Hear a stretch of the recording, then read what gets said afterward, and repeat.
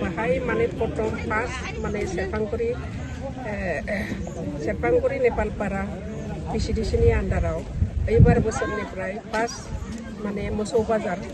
खुलिनानै होफैबाय बुहुद माने गोजोननाय मोनबाय माने आगोलहाय गैयामोन बाजारा ओमफ्राय एबारहाय फार्स्ट जाजेनबाय आरो टेन्डाराथ' जानानै थांदों 18 जुनावहाय दा जोङो माने दानिफ्राय माने जों अपेनिं खालामनानै होबाय आरो जोंनि बे दतमा ब्लकआव खयथासिम मोसौ बाजार खुलिनाय जागोन मोनथाम दङ जोंनि आन्दाराव दतमा ब्लकनि आन्दाराव रामपला जाहैबाय रामपल केटल मार्केट बियो आगोलनिफ्राय फुरानानिफ्राय दंबाय थाखायोमोन बनरगावआवहाय एबार गोदान जाबाय बेबो 50,000 बेबो ब्लक लेभेलाव जादों आरो नैबे जाहैबाय नेपालपारा आरो रामपला बिटिसि माबायावहाय टेन्डार जादों आरो मोसौ फाननानै माबायदि मोनदों मोजां मोनदों बाजारा माबायदि सोलोंदों बाजाराथ' गोदान हिसाबै मोसौआबो बुरजा गाखोखादों नोंथाङा मा बुंनो सानो जोंनि दैदेनगिरिफोरखौ आंथ' साबायखर मोनबाय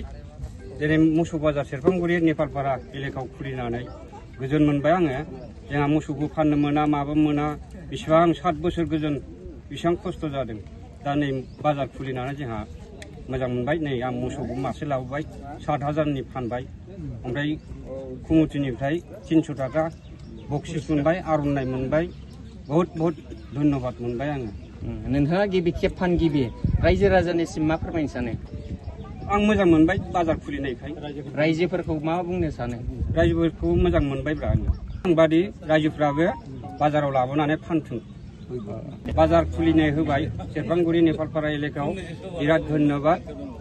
बे हाग्रामा एलेकायाव दा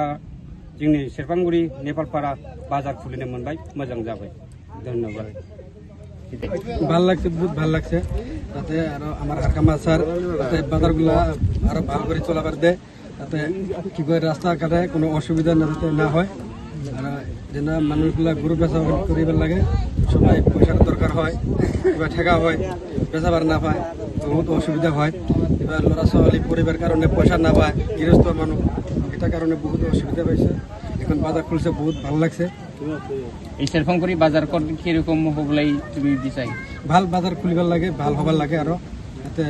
ডেভেলপ হবার লাগে সেরফাংগুৰি এলাকাটা ভাল হবার লাগে রাইজো রাজার কি খবর